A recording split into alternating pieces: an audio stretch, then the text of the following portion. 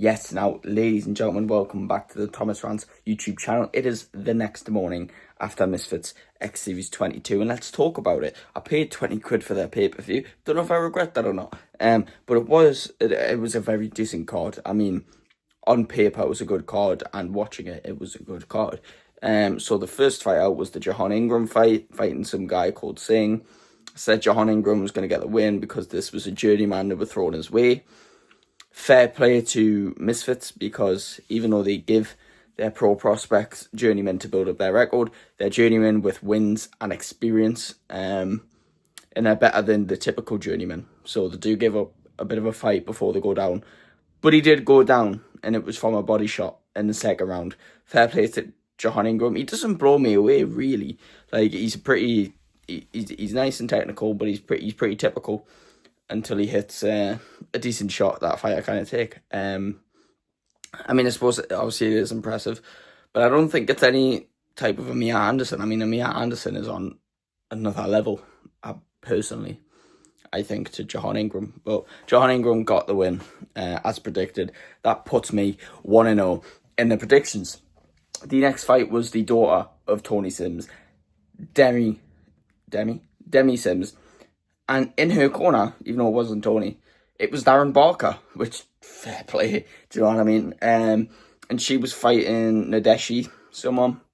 The first round was competitive, but after that, it really was just Demi just kind of jabbing and 1-2. And this is how you can tell she's trained well. This is how you can tell she's the daughter of a world-class professional boxing trainer, because the fundamentals were there. Despite this being her first fight and her not being great at fighting, she was no, like, Soul Pappy, Slim, KSI, Deji in her first fight, obviously. The fundamentals were there, and that's the most important thing for a beginner, a jab and a right hand. Do you know what I mean? So that was there. That helped her get the win. Demi Sims won. Puts me 2-0 up in the predictions. That was the next fight on this free card. I can't even remember what the next fight on this free card was. I mean, I know Amir Anderson. Amir Anderson for journeyman. Some guy, I couldn't pronounce his name if I tried. But this journeyman fought back. He was a good journeyman, I'll be honest. He was only 8-1 as well, so it's not really a journeyman, actually, just a prospect like him, but obviously not as good as of a prospect. I think Anderson gave him a standing 8 or dropped him in the first round, and then it was competitive for about 2, 3, 4 rounds until in the fifth round, Anderson was laying it on him and hit him with a hell of a shot where he went down. He went, "Nah, I'm not getting up from that. Nope, no," and the referee stopped it. Fair play. That puts me 3-0 up in predictions. And the other fight on the free-to-watch card was Carla Jade defending the title against Darren Harris. Now, I said, obviously, I didn't know. I knew Darren Harris had fight experience, but I wasn't sure how much. And just from the words and the way that was spoken, I knew Carla Jade was way more confident, and I was hoping she would improve. She did improve slightly. Darren Harris surprised me a bit in the first 1 or 2 rounds, but obviously, over time, Carla's reach and her establishment of the fundamentals, like the jabs and the 1-2s, she was able to just block anything Darren Harris was bringing, and ultimately just controlled the whole fight and obviously retained her title. So fair play. 4-0 in the predictions. What can I say? I'm great. In the next fight, it was Amadeus Ferrari versus Pardesi. Now, I said I thought Pardesi would win purely based on the fact that I know how Amadeus Ferrari fights. I know what type of person he is. He doesn't seem like he's going to train or try and get any better. It's not a promising fighter unless the guy kind of fight back, and he might just scrap him and just like bully him to a defeat. But Pardesi seemed confident, and he seemed to critique Ferrari's abilities a lot. And I just thought, you know what? I know you have experience. I feel like I'm more confident behind him. He had more boxing experience than Ferrari did, I think. Even if it was just one fight, it was a better fight than what Amadeus had. And I was right, but not in the way I wanted to be. I mean, for two men who hate each other a lot, were very aggressive. In the actual fight, they weren't as aggressive. They were just they were hesitant to throw, and they were hesitant to try and hit each other. And it was only until, like, the third or fourth round when Amadeus was really just out of energy, that Pardesi just put some pressure on him, and Ferrari just kind of sat in the corner and went, nah, I'm not doing it. For someone who talks a lot, he surely fought like a pussy. I'll be honest. Like, and the way he give up, like, it's not, you can't talk all that mad shit all week and then just sit down and say, I'm not fighting. So, Pardesi got the win. 5-0 in the predictions. What can I say? I'm great at predicting. How am I better at predicting Misfits boxing when half the people I don't even know than I am better at predicting WWE events, which I feel like I should know because I've been clued in on that for like 10 years. What the hell? Anyways, that was the first fight on the main card. And the next fight on that main card, I think, I can't even remember what it was now. The next fight on that main card was Chase Demore defending his heavyweight championship against Natan Markon, some Polish guy who's a prankster, threw an egg at his head, and they've been scrapping and fighting all week. And I criticised this fight. I said, obviously, Chase Demore's going to win. He's a heavyweight champion. He's had nearly 10 fights now, if not more. And this guy's fighting people in their first fights. I don't know if this guy's had a fight before. If it has, it's not many. Like, he's fighting these people that he shouldn't be fighting. If you're a heavyweight champion and you've had that many fights, you should be taking on level competition. Someone with a challenge. You should be fighting Temple Arts. You should be fighting, God knows, someone with experience. Do you know what I mean? Even an MMA fighter. But obviously, I said Chase Demore makes little improvements every time he fights. Like, next to nothing, really. And he still fights with, like, you know, he's scared to get hit. He still fights with his chin in the air. You can tell he's still not naturally a fighter yet. He is the definition of fake it till you make it, though, because, you know, if you see this first fight, you're like, Jesus Christ, and now he's a heavyweight champion. So yeah, and this fight, even though Chase Demore won, it's not with pride. The referee, hang on, first of all, the guy was bleeding from his lip. The referee made the doctor go check on it. I've never seen someone get checked on for the lip, right? The doctors check people's eyes and then call off the fight for people's eyes because it's your sight. If you cannot see, you're disabling your ability to fight as well, which is an unfair advantage for the other person. And it's more dangerous because if you cannot see out with this eye, then you get caught with something, it's going to hurt and it could do some damage. And also doing damage to the eye that's close to your brain and all that. But it's a lip. Do you know what I mean? You bleed from the lip. And the doctor took one look at the lip, even though Mark was like, I'm fine. Referee's doctor said just stop the fight. And they stopped the fight over a cut lip. Granted, it was badly cut. Like, a chunk of that lip was gone. It was split. It was literally split. But it doesn't take away from his ability to fight. Let it fight on what we're doing. I think that was a horrible stoppage, personally. I don't think he should have stopped it because of that. And yet Chase Demore out there bragging about it. And then called out Johnny Fisher. Jeez, I mean, I know that's his joke and that's the thing he always does. He used to call out Tyson Fury. Now he's calling out Johnny Fisher. But it's embarrassing. He's your champion, and Misfits really are trying to make him something. And it's really embarrassing. I hate it. I genuinely hate it so much. Anyways, the next fight on the card was TankNiplz taking on Sean Hemphill. Now, I said this is not going to be a TankNiplz knockout like Idris Virgo was, or like Tommy Hench was. You know, this is a real test for TankNiplz. TankNiplz said he's 34 now or something like that. He didn't say 37. He can't be 37. He said something like 34. And, you know, he's not a young boxer. He can't build up his record. If he wants big fights, he's got to start taking them now. He said the ability's there. He's trained boxing most of his life. He's just not had a license for most of his life. And it's fair. That made sense. And I said, Ty's not going to knock out Sean Hemphill. Sean Hemphill is a WBA champion. He's a pro boxer. This will go the rounds, and Ty will probably get the decision then. What I was surprised by, now I was tuned off halfway through this fight because I was distracted. But I seen the first 2 rounds where Ty kind of was boxing better and he was way more aggressive. And then I seen the last 2 or 3 rounds where Sean Hemphill was piecing TankNiplz up. So I can't really speak on whether I think the decision was right or not, because I didn't see the middle section of the fight. There was about 5 rounds in there that I wasn't paying attention to. And I feel like paying attention is very important. If you're just casually watching it and like you can look away here and there and you're just looking to see if anyone wins, I don't feel like you have the fairest of judgments. So yeah, I wasn't analysing this fight really. But Ty Mitchell got the win, and some people say he's lucky for that. Some people say, fair. He had it up by one round or two, purely because of the start of the fight. It is what it is. Ty Mitchell may have went those rounds in the gym, but he's never went those rounds under the lights, and it showed. And both men have power. Both men have punch resistance. I think Ty Mitchell needs to either train hard for the next one. Obviously, I don't doubt he's trained hard. He trains like a pro boxer. He pretty much is a pro boxer, but maybe the challenge needs to be lowered, or maybe needs to not go any higher yet until he can improve at it, really. But regardless, that puts me 6 or 7-0 up in predictions.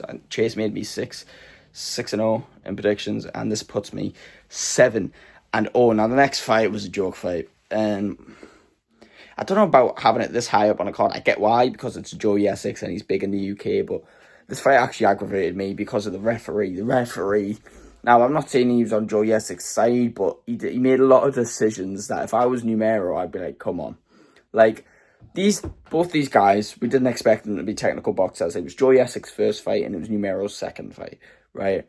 We expected Numero to have a bit better boxing technique because he's been in there before, so now it's time to make improvements.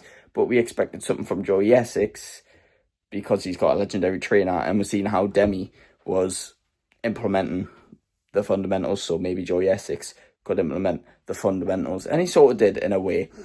But again, Joey Essex was quite a dirty fighter. He was grabbing and punching, which the referee, again, you can't grab the head and punch. Referees will always tell you off for that. Even sometimes the referee will tell you off just because it looks like you're doing that, even though you're not doing that. But Joey was fully grabbing him and punching him. Ref was doing nothing.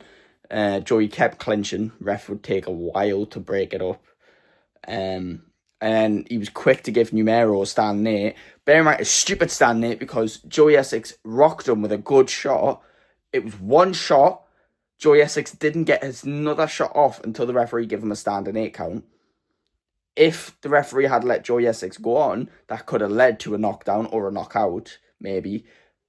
But again, the referee stand there for Numero. I mean, come on. I don't know if that helps Numero or not, because Numero could have got hurt worse, or he could have been fine. But regardless, it's unnecessary. Don't take it that far too early. These referees, I don't know if they're just shit referees that Misfits hire, or they're being lenient because these guys aren't professional boxers. Either way, like, you can't treat it like that because it's a sport. Go by the sporting rules. Do you know what I mean? Yeah, and as the fight continued on, I mean, most rounds were 50-50, with Joey landing power shots here and there, Numero landing power shots here and there, both tired and just kind of creeping shots in, literally having a brawl. Like, it was that, and Joey Essex was getting rocked a lot of the times.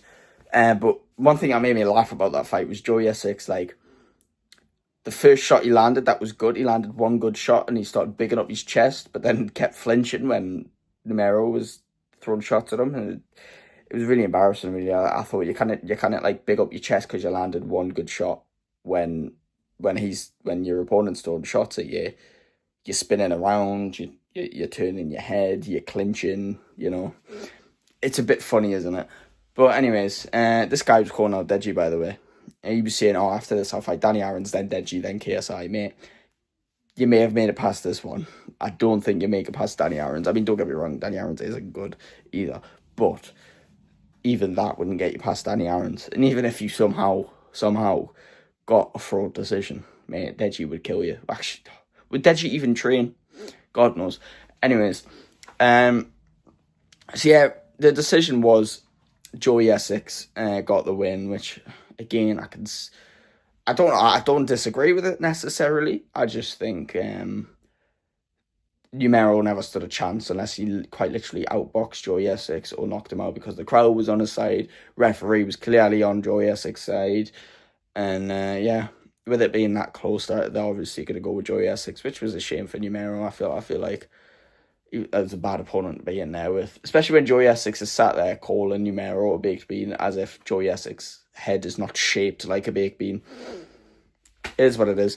That put me 8-0 up in predictions because I predicted Joey Essex was going to get it. I mean, Misfits are like WWE. They know who they want to win, so they set up the fights perfectly. Yeah. Next fight was the first ever Misfits MMA.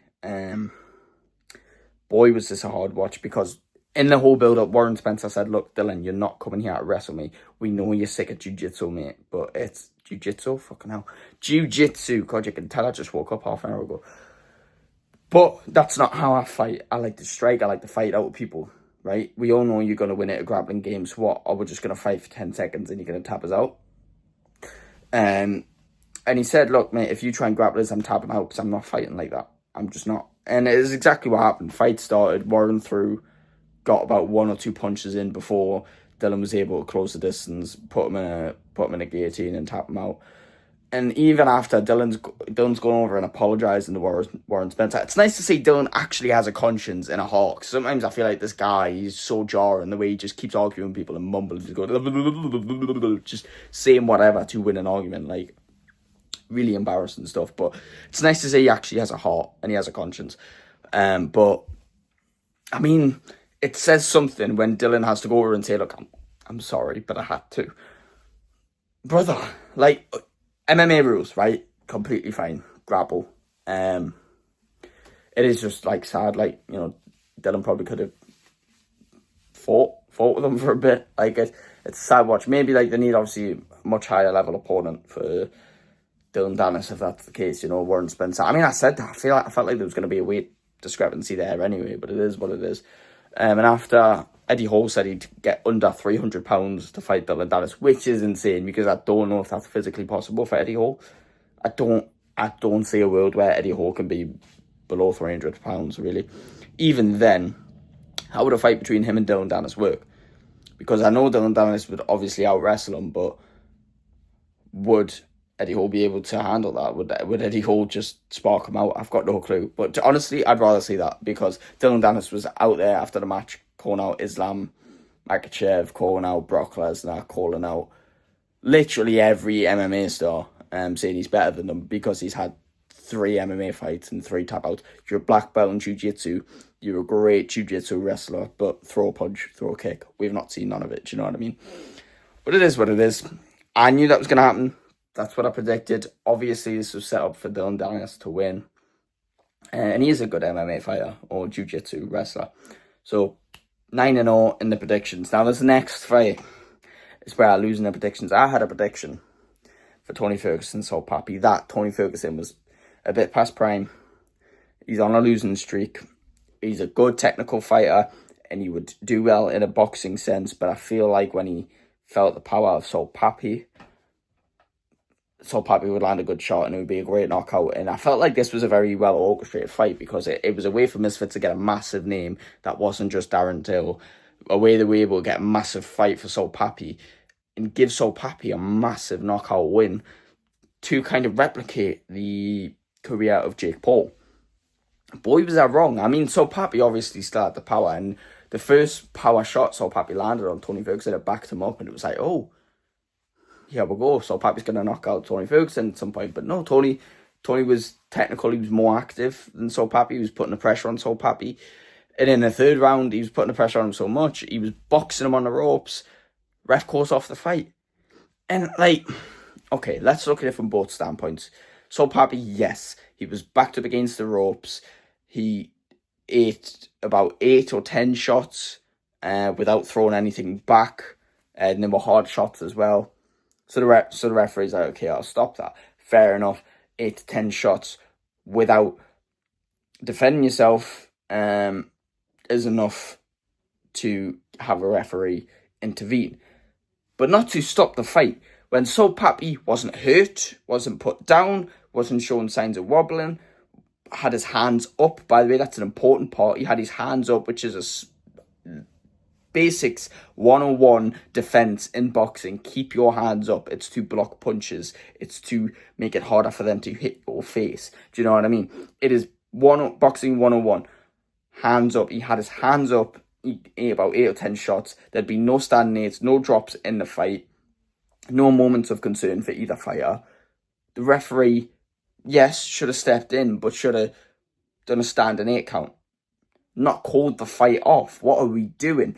I understand Saul Pappy's frustration. I understand his coach's frustration. I understand everyone who says it's an early stoppage. I've went on Instagram. I've seen some people commenting on these posts, right, acting like they're not influencer boxing fans when they're literally commenting on influencer boxing posts. Like, these influencer boxing fans think that was an early stoppage. They know nothing about boxing. These people are insecure because they are also new boxing fans, like all of us who've seen KSI fight and then we became fans of boxing, right? These are also people who have had these criticisms thrown at them. These are also people who are insecure about their knowledge of boxing and want to learn more about boxing. And they big themselves up by criticising people who are actually not ashamed of watching it and think it was an early stoppage. So they're sat there going, ha, ha, because if you knew anything about boxing, you'd know that wasn't an early stoppage. And they value their opinion on the reality of the situation, whether the reality was the right decision or not. Do you know what I mean? And it's very easy for them to say, but it should have been a standing 8 count. It should have been counted as a knockdown first before it was an early stoppage. It very much was an early stoppage. And